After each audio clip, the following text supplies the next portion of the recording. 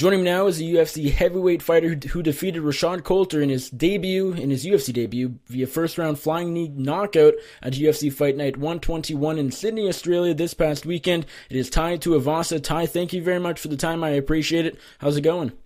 Yeah, good, thanks. How are you? I'm doing really well. Thank you very much for asking, and I really do appreciate the time. Congratulations on the big win, making your debut. Did you expect such a quick win, going in there against Rashad Coulter? I was expecting a first-round knockout. That's something along them lines, but how it all happened, it's still a bit surreal. So it's been a good weekend. Do you feel like your life, just in the past few days, has your life changed? Like, even just walking down the streets, maybe you don't get, noticed like a ton, but I mean, people I'm sure have come up to you and said congratulations and recognized you. Do you feel like your life, in the matter of, in one fight, literally a couple minutes, has changed forever? Yeah, for sure. I've even got a K now on my on my Instagram, so all my followers have gone up and stuff. But like I've been saying, I've been waiting a whole year for this. So I've played it over and over in my head, but now it's finally it's time and it's happened. And what was it like making your debut in your home city of Sydney, Australia? Did that serve as extra motivation, I'm sure you had family there, friends there, and just hometown crowd that were supporting you. Did that serve as extra motivation? How was it cool to be fighting in Sydney in the UFC for the first time, or did it not really change anything? Of course, that was. So I was injured for a whole time, and then my manager contacted me and said that there's a fight night in Sydney in November. And that was the whole, I needed a year recovery till I could fight. And I said straight away, I said yes. I said, I couldn't even move off the bed. I couldn't even move. And I was like, yeah, confirm the fight. And yeah, it's on. Right, because were you supposed to fight on the Auckland card earlier this year? Or am I thinking of someone else? I was meant to fight on the Melbourne. That's it, yes. That was the Mark Hunt Derek Lewis fight, right? No, that was Auckland. Okay. I think the Melbourne one was Tyson's debut. Right, that was last November. Yeah, last Okay, November. So you did actually sit out for a year. I was thinking that you had jumped in earlier. Yeah. Okay. No, I had to get a full knee reconstruction, and that was my recovery time from November to November. What was the recovery like? Was it just annoying having to sit out for a year? Was it really crushing? Was it devastating? What was that like? Total shit. I couldn't move off the lounge I lost all feeling in my arms, so I was pretty much just crippled one whole side of my body. So it was a pretty rough time for me. Right, and so this was your first fight in a while. It obviously was nice to get back in there. Of course, Mark Hunt, who a teammate of yours who I'm sure you look up to, of course, he was there. He was supposed to be on this card, but of course he was pulled due to those.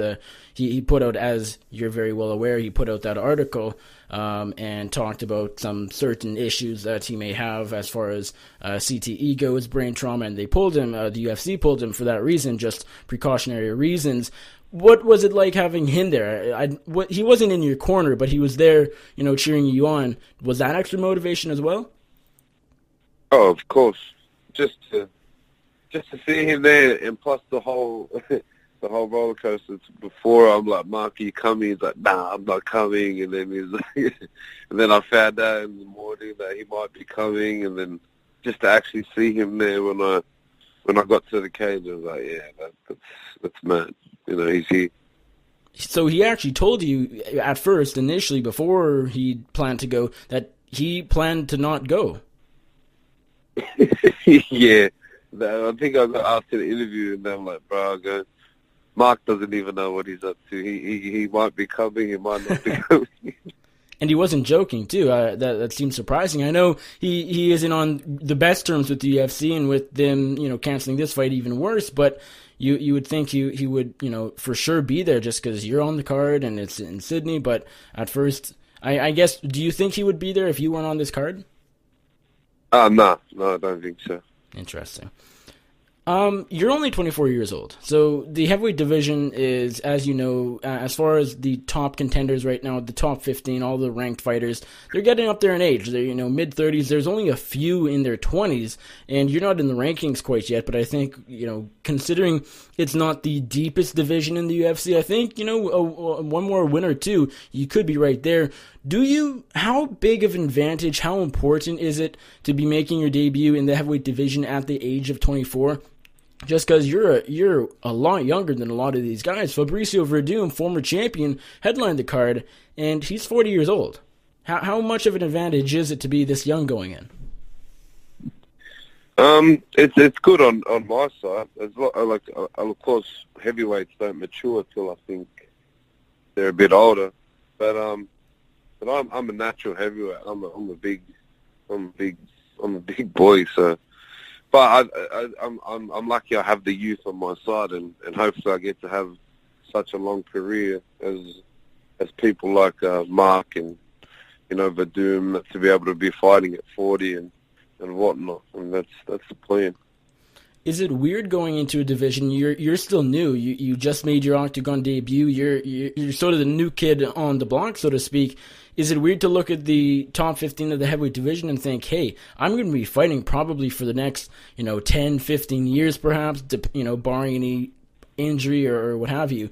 You'll probably be here for at least 10 years, while a lot of these guys won't be here, say, in 2 or 3. Is it weird to look at the division right now and it's going to be completely different when you're probably a contender?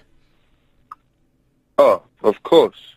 And I think that's what happens in any sport. I think, the young guys come through and the old fellas move out of the way.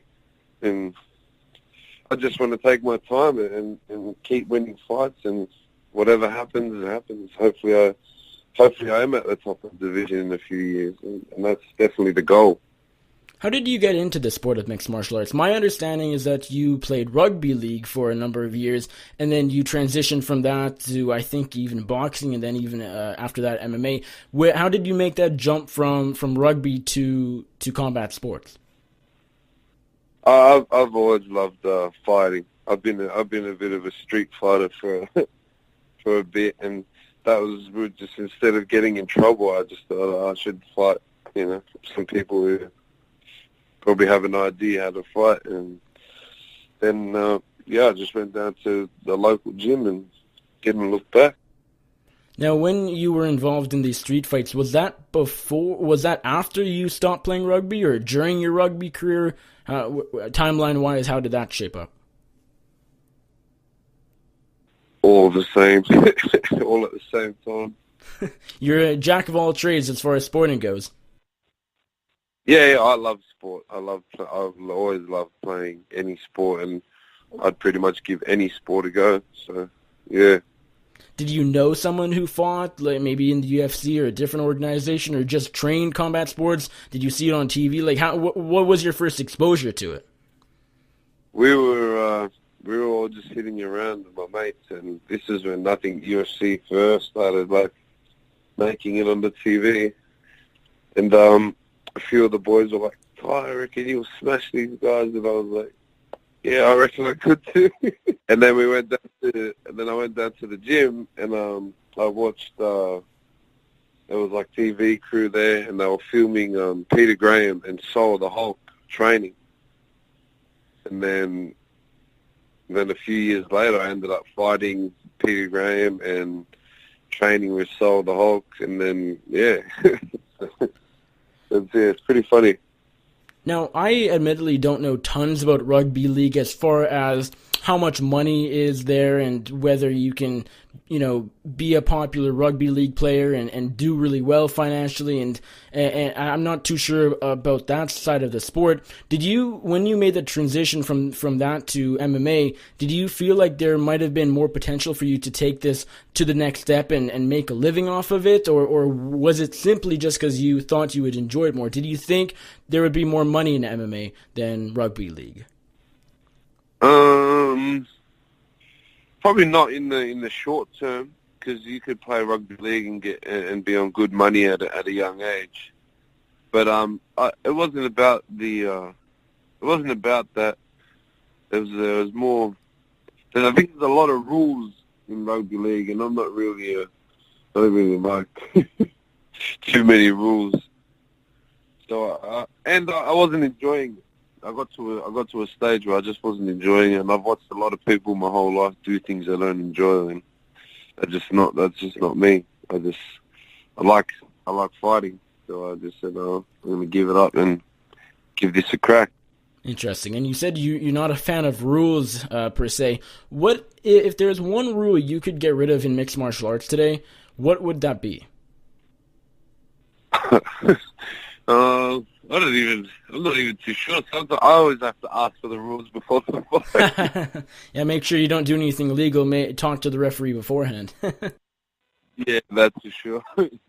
If you have to think, though, would you like, knees to the head of a grounded opponent? I know some fighters have said maybe extend the rounds a little bit, maybe 2 rounds, the first one 10 minutes, the second 5. Is there anything that comes to mind as far as what you would want to change? Nah. No, nothing? Not exactly the rules of the sport. I mean, just what comes with it. Footy players have to watch what they say when they're doing interviews. Okay, I see. Do you get what I mean? I mean, in that sense, but not like right. Okay. Not like the actual sport. Oh, actually, in rugby league now, they can't even. If you punch somebody or slap somebody, you're out for like 5 weeks. So I was like, yeah, I would have been stuffed.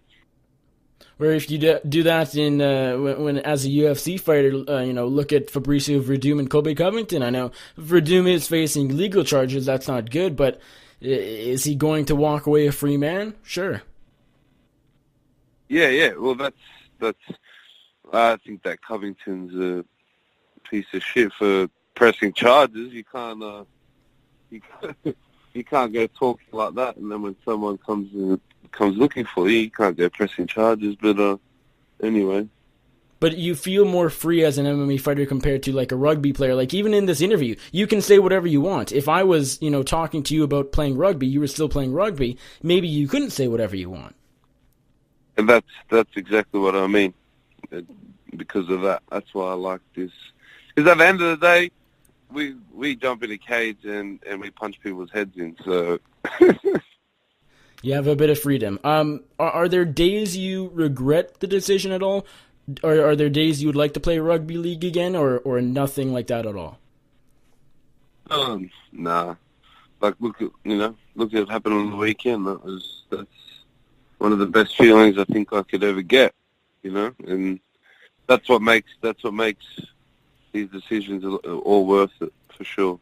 Do you ever play it for fun? Rugby league, that is, even just at a local field with a couple of friends? Oh, I would love to. Yeah, of course. I love the game still. It's a game that I've played since I was 4 years old. So for sure, I'd love to play, and especially with my friends and stuff. I miss that so much. But I've made a decision then, and I've got to go through with it. Right. And back to this fight, knocking out Rashad Coulter. You got a UFC bonus after this, an extra $50,000 on top of your regular purse.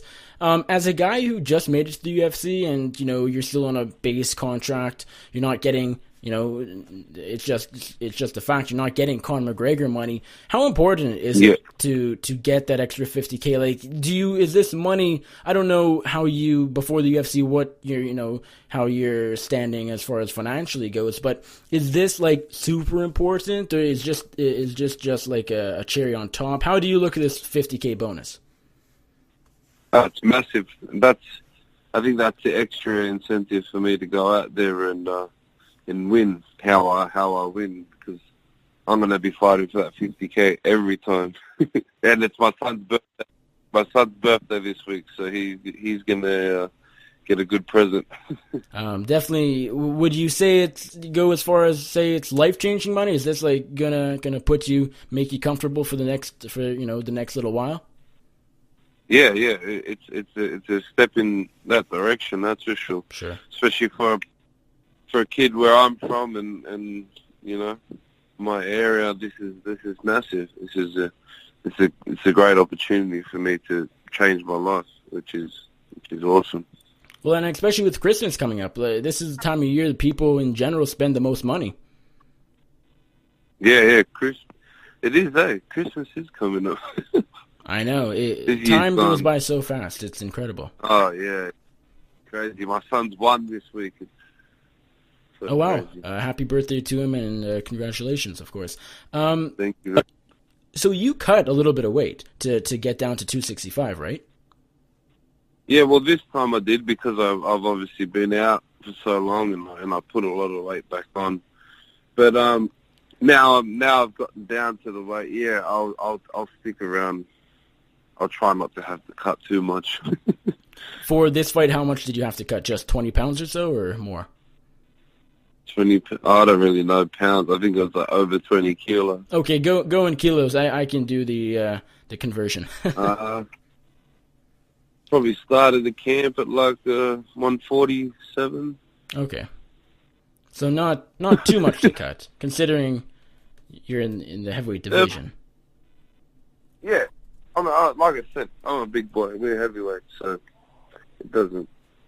I've got weight to lose. I see some of them little guys, man. I'm thinking, fuck, where the hell did they lose their weight from? Right.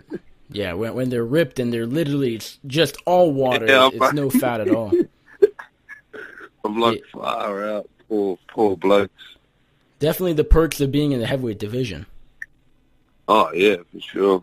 So it's not a tough cut. It's just sort of, eat a bit better throughout camp. I just got to be strict. I got to be strict and just, all the normal things. But, yeah.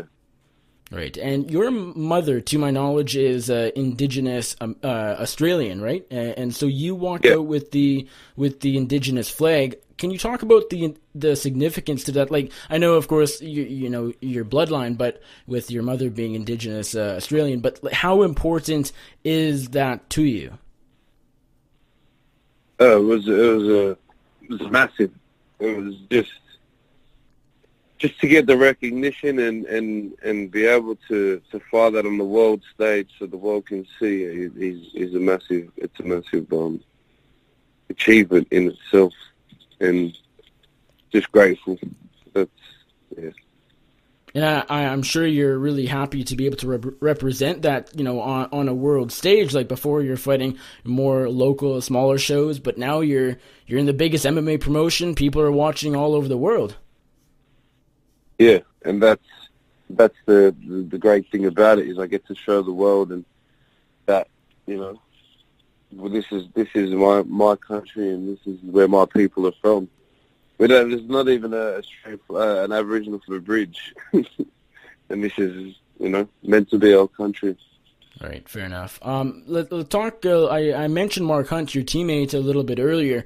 As I said, he was pulled from this fight. He was supposed to fight Marcin Tybura, who Verdum ended up beating by decision this past weekend. He was pulled because he put out that article a month or so back talking about certain things he's noticed over time that could be in relation to CTE, head trauma, etc. What are your thoughts on that? Firstly, what are your thoughts on Mark Hunt putting out that article and being very open about that, about CTE, where a lot of fighters aren't as open as he was? And what are your thoughts, second part of this question would be, on the UFC pulling him from the fight? Not even much. That's all there. I think that's up to them. I think the interview was probably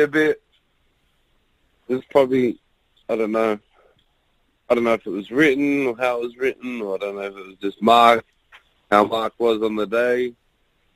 But Mark's sweet. Mark's, he talks normal. He's all good.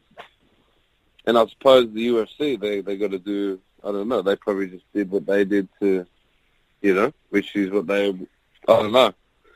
Do you feel like the UFC had to do it, or if they didn't, then, if anything went wrong and, of course, nothing, we don't want that to happen, and of course, but if something did happen and Hunt came out pretty injured or whatever, the UFC could be to blame because Hunt came out on record, publicly said, hey, this is what's happening, I'm having these symptoms. If the UFC did nothing about it, it could definitely backfire on them. And I feel like maybe it had relation to the lawsuit and they're not on great terms with Hunt, but also they're just, making sure they can't be blamed here. And so do you sort of think that maybe they had to do this? Of course. And that's what they're covering their ass. So suppose that whole subject's like a bit like it's like fucking that's touch and go, like.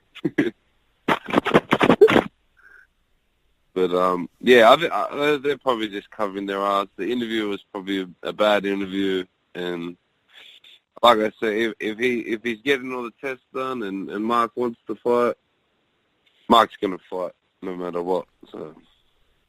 And I know I saw on social media a couple of days ago, he was in Las Vegas a couple of days ago and getting some tests done. So hopefully that goes well, and hopefully he will be back on the cage should he be healthy. Let's talk one more question for you, Ty, before I let you go. What is next for you? You took 0 damage against Rashad Coulter, getting him out of there with an awesome knockout, flying knee, of course. UFC Fight Night 121, it was your debut. Are you ready to get back in there right away? What are you looking at as far as your next fight? I haven't really even thought about it that much just yet. I know there's a Perth card coming up, which is obviously in Australia.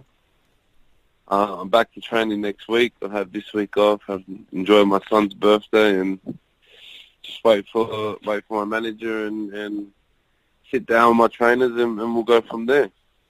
One last thing, you mentioned the Perth card. Are you interested in fighting somewhere like the United States? Would you like to fight in North America one day, sooner than later, just to have that experience? Because eventually, if you go so far, you'll probably have to one day. Would you like to just have to get that experience, try something new, or preferably do you want to stick to Australia? Oh no! I'm only just saying that because that's soon, isn't it? February. I think so. It's February. Oh. And plus, it's in Australia. There's not it's many. Convenient. It's not like we have. It's not like we have shows here every 2 weeks or whatever. But for sure, fighting in America is another dream in itself. That's the big leagues.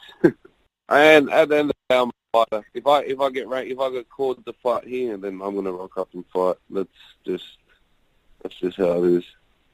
Awesome. Well, Ty, thank you very much for the time. I really do appreciate it. Congratulations once again on the victory over Coulter this past weekend in Sydney, Australia. Before I let you go, let my audience know where they can find you on social media, and if there's anybody you'd like to thank or give a shout out to, the floor is yours. Thank you, bro. Thank you for having me. I appreciate your time. You can catch me on Tai Tuivasa, I think, on all my social medias. The likes are going up, so go ahead and... Go ahead and give your man a like. Cheers, mate. Awesome, Ty. Thank you very much for the time. Good talking to you for the first time, and hopefully we'll talk again soon, and good luck getting another fight soon.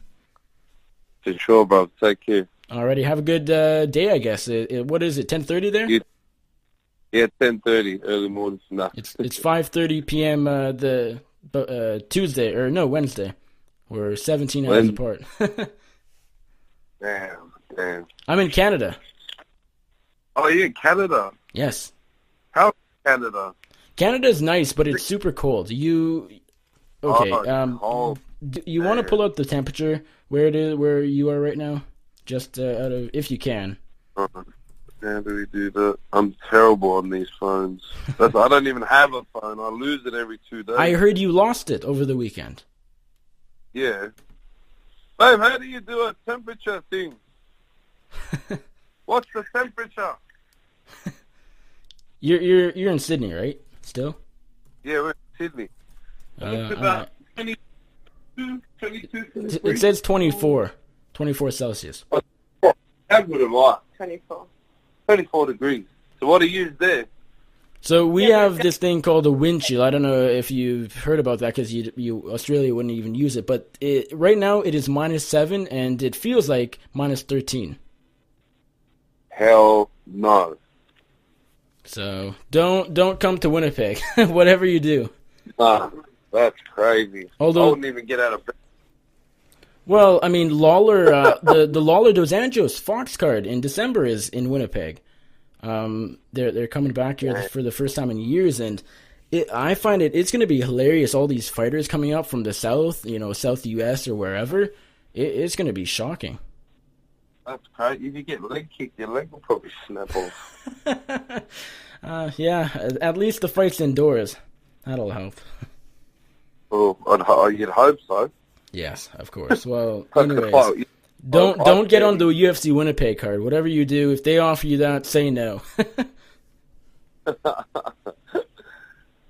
Anyways, Tai, thank you very much. It's great talking to you, as I said, and have a good rest of your day. Well, take care, mate.